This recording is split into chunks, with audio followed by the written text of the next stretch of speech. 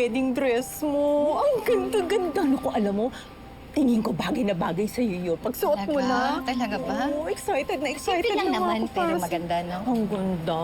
Oo. Ikaw, excited ka na ba? Oo O na. baka naman parang mas excited pa ako sa'yo, ha? Parang gano'n na nga. Siyempre, kinakabahan ako. Pero kamusta na? Meron na akong aasikasuhin doon na kasi may delivery, Ay, hindi, Dali. sige. Liligpit ko na rin to.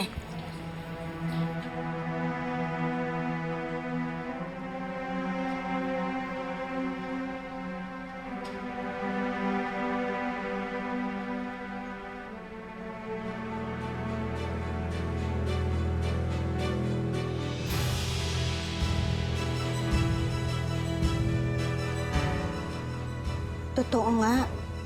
Ikakasal na si Rosel.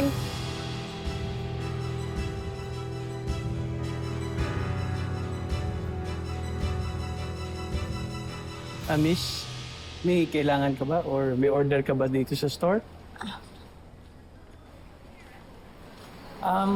Excuse me. May order yata may kailangan siya.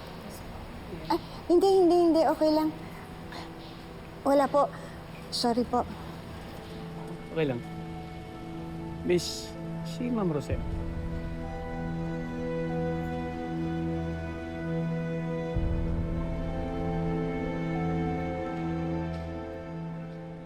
Sorry, Rosel. Nakukonsensya man ako, pero wala naman ako magagawa.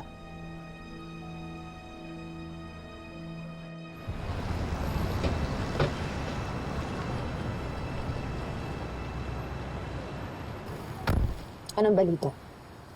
Tama ka, ma'am. Magpapakasal na si Rosel. Gusto ko lang makasigurado. Siguro naman alam mo na ngayon kung bakit ka tatanong ka. Ikaw ang magbabantay kay Chris at kay Rosel. Pero ikakasal na po si Rosel, ma'am. Kahit pa. Sino kaya mapapangasawa niya? Siya kaya yung tatay ng mga anak ni Rosel?